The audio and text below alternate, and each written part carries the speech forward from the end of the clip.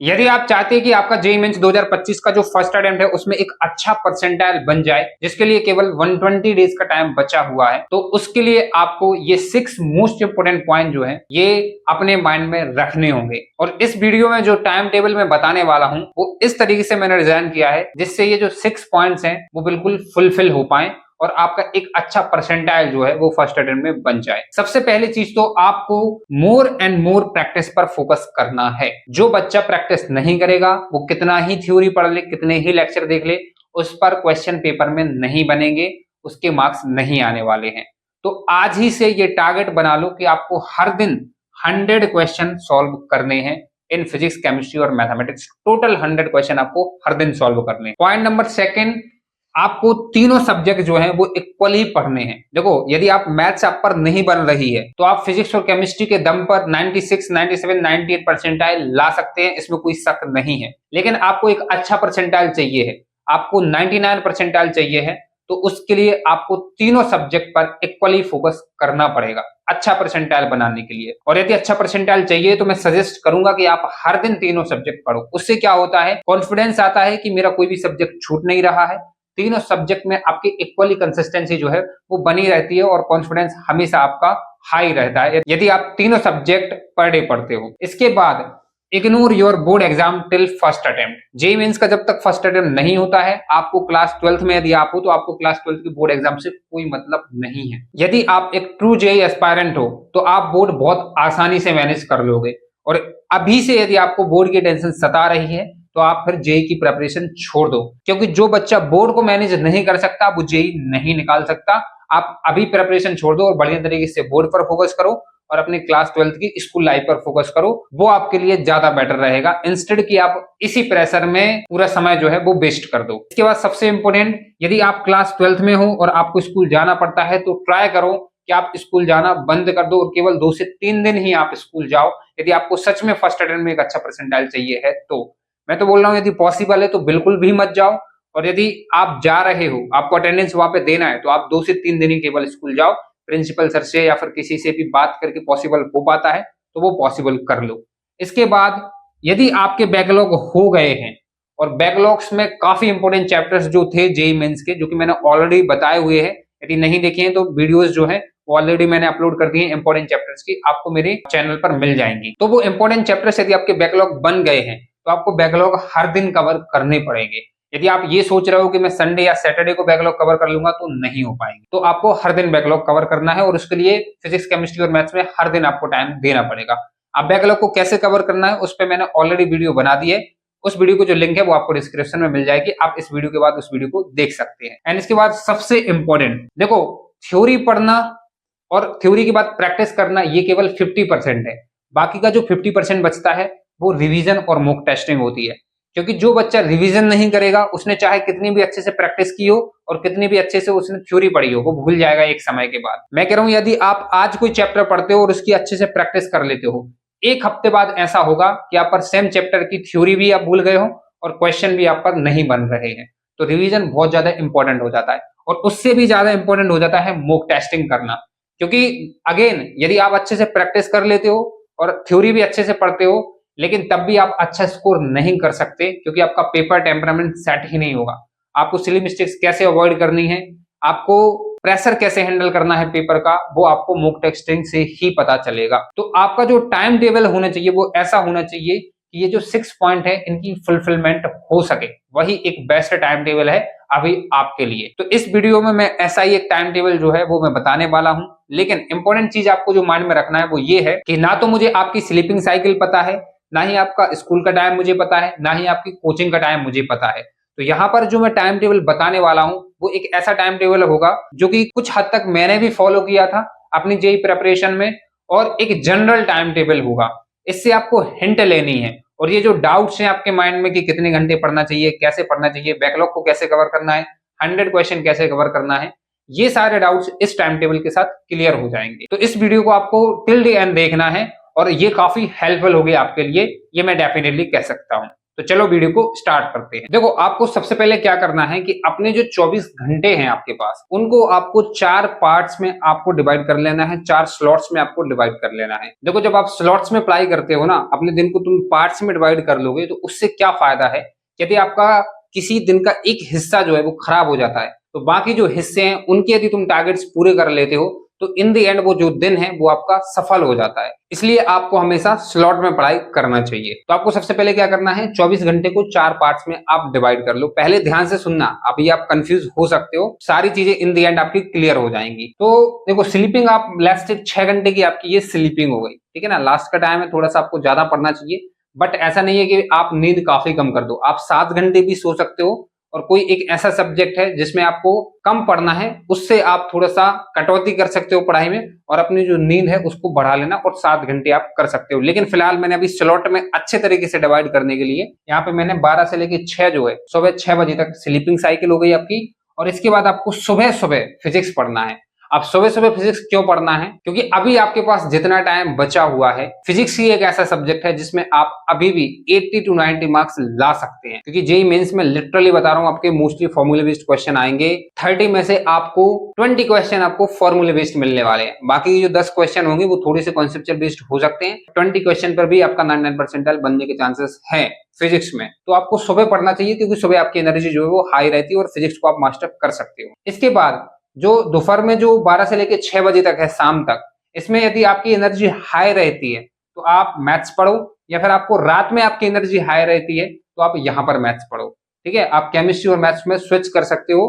तो आपका जो तीसरा जो स्लॉट होगा वो हो जाएगा 12 बजे से 6 बजे तक ये, और चौथा जो स्लॉट होगा वो हो जाएगा 6 बजे से लेकर रात के 12 बजे तक, और फिर से आपका यही साइकिल जो है वो रिपीट होगा। अब डेफिनेटली आपके माइंड में ये क्वेश्चन आ रहा होगा कि भैया 18 घंटे कैसे पढ़ाई हो पाएगी। तो मैंने अभी ये नहीं बोला है कि आपको 18 घंटे पढ़ना है, मैंने सिर्फ अभी ये बोला है कि आप 24 घंटे को पहले 4 पार्ट्स में डिवाइड कर लो। अभी केवल आपने डिवाइड किया है।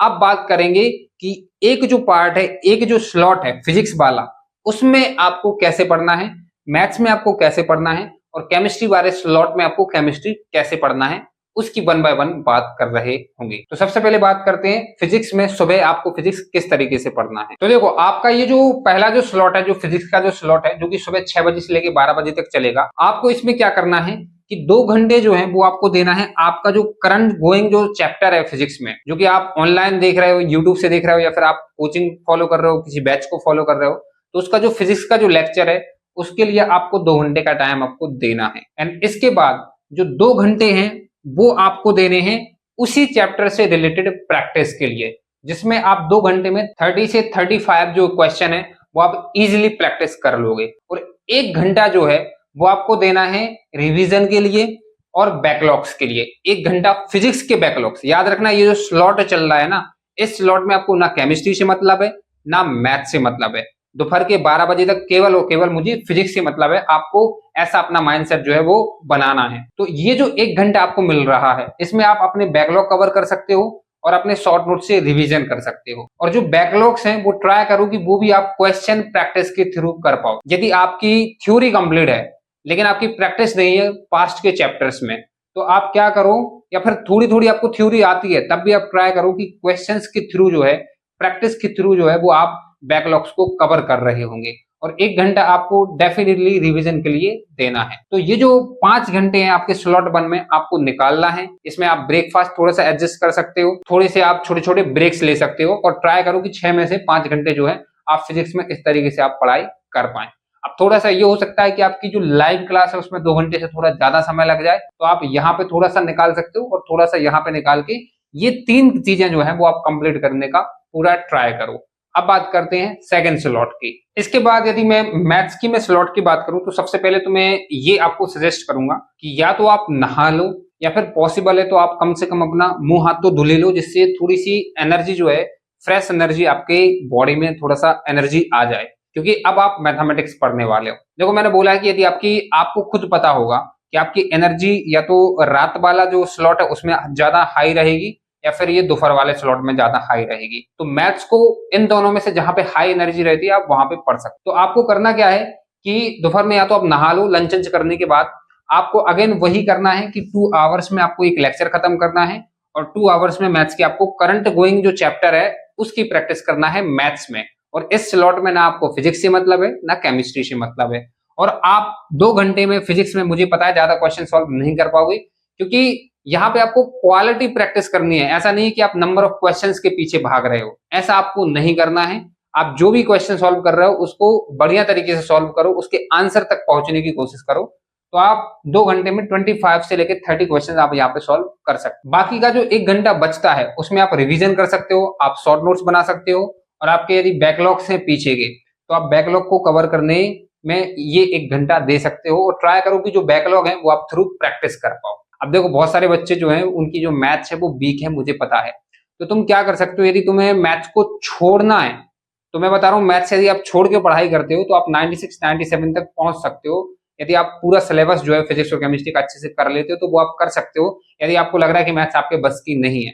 लेकिन तब भी मैं आपको सजेस्ट करूंगा कि मैथ्स के आप केवल इंपॉर्टेंट चैप्टर्स कर लो। और जो इंपॉर्टेंट चैप्टर्स है वो मैंने ऑलरेडी ड्रॉप कर दिए हैं, लिंक आपको डिस्क्रिप्शन में मिल जाएगी। और इंपॉर्टेंट चैप्टर्स करने से आप 40 नंबर तक मैथ्स में पहुंच सकते हो। तो उसके लिए यदि आपको इतना समय नहीं देना है, 5 घंटे आपको मैथ्स में नहीं देना है, तो आप मैथ्स में केवल 3 घंटे दे दो और थोड़ा एक एक घंटा जो है वो एक्स्ट्रा फिजिक्स में और केमिस्ट्री में आप ऐड कर सकते हो। और इन 3 घंटे में आप मैथ्स के केवल इंपॉर्टेंट चैप्टर्स कर लो, जिनकी जो वीडियो की लिंक है वो आपको नीचे डिस्क्रिप्शन में मिल जाएगी। देखो अब आपको रात में क्या पढ़ना है, केमिस्ट्री पढ़ना है। केमिस्ट्री में बस इतना डिफरेंस आ जाएगा कि जो ऑर्गेनिक का जो चैप्टर है और जो इनऑर्गेनिक केमिस्ट्री का जो चैप्टर है उसमें आपको 2 घंटे के अंदर 40 प्लस क्वेश्चन सॉल्व करने हैं। क्योंकि देखो इनमें थोड़ी थोड़ी आपकी थ्योरी इन्वॉल्व होती है, और थ्योरेटिकल क्वेश्चन जो है वो यदि आपको और अच्छे से थ्योरी कवर करनी है तो आपको नंबर ऑफ क्वेश्चंस थोड़े ज्यादा करने होते हैं। देखो फिजिक्स और मैथ्स में क्या है, वहां पे कॉन्सेप्ट जो है उनको अप्लाई करना सीखना होता है, तो वहां पे आप लिमिटेड लेकिन क्वालिटी भरे क्वेश्चंस करो। और जो आपकी केमिस्ट्री होती है specially organic and inorganic chemistry, यहाँ पे थ्योरी होती है, तो उसको कवर करने के लिए आपको नंबर ऑफ क्वेश्चंस ज्यादा करने पड़ते हैं। इसलिए और एक और चीज है कि यहाँ पे जो क्वेश्चन है वो आपके कम टाइम भी लेंगे। तो आप क्या करो कि ऑर्गेनिक इनऑर्गेनिक में 40 क्वेश्चन सॉल्व करो। और जो फिजिकल केमिस्ट्री है उसमें आप जब आपका फिजिकल केमिस्ट्री का जो चैप्टर चल रहा हो, मतलब इसमें ऐसा करना है कि आप एट अ टाइम या तो ऑर्गेनिक करोगे या फिर फिजिकल करोगे या फिर इनऑर्गेनिक करोगे। तो जब ऑर्गेनिक का चैप्टर चल रहा है या फिर इनऑर्गेनिक का चैप्टर चल रहा है तो आप उसमें 40 क्वेश्चन करो। लेकिन जब फिजिकल का चैप्टर चल रहा है तो उसमें आप 30 क्वेश्चन सॉल्व करो। एंड इसके बाद 1 घंटा जो है वो आपको अगेन केमिस्ट्री की रिवीजन के लिए और बैकलॉग के लिए, या फिर आप शॉर्ट नोट्स बनाना है तो आप उसके लिए हर दिन दे रहे होगे। तो ये जो है ये आपके 4 स्लॉट हैं, ये एक जनरल टाइम टेबल है। आप अपने अकॉर्डिंग इससे हिंट लेके एक टाइम टेबल जो है वो डिजाइन कर सकते हो। और एक यहाँ पे सबसे इंपॉर्टेंट जो चीज है वो मैं आपको सजेस्ट करूंगा कि देखो हर एक बच्चे का कोई ना कोई एक ऐसा सब्जेक्ट होता है जो वीक होता है। किसी का फिजिक्स वीक हो सकता है, या फिर किसी का मैथ्स वीक होगा, या फिर किसी का हो सकता है केमिस्ट्री वीक हो। तो आप क्या कर सकते हो कि जो सब्जेक्ट वीक है और यदि आपको लगता है कि अगले 3 महीने में मैं वीक सब्जेक्ट को स्ट्रॉन्ग नहीं बना सकता, तो फिर उसको वीक ही रहने दो। और उस वीक सब्जेक्ट में आप क्या करो कि केवल इंपॉर्टेंट चैप्टर्स कर लो। स्पेशली यदि आपका वीक सब्जेक्ट मैथ्स है, तो मैं मैथ्स की बात कर रहा हूँ, उसमें आप केवल इंपॉर्टेंट चैप्टर्स कर लो। और उससे आप थोड़ा टाइम जो है कम जो है उसमें आप टाइम दे सकते हो। लाइक मैथ्स में जो 5 घंटे उसकी जगह पे आप 3 घंटे दे सकते हो, और उसकी जगह पे टाइम जो है वो फिजिक्स में और केमिस्ट्री में बढ़ा दो। और यदि आपके ज्यादा बैकलॉग हो गए हैं तो आप फिजिक्स और केमिस्ट्री में बैकलॉग कवर करके अपना 100% जो सिलेबस है वो फिजिक्स और केमिस्ट्री में कवर करो। और मैथ्स में केवल इंपॉर्टेंट चैप्टर्स यदि आप कवर कर लेते हो तो आपका ओवरऑल एक अच्छा परसेंटाइल डेफिनेटली बन जाएगा। तो ये टाइम टेबल की वीडियो थी। आई होप आपको ये टाइम टेबल पसंद आया होगा।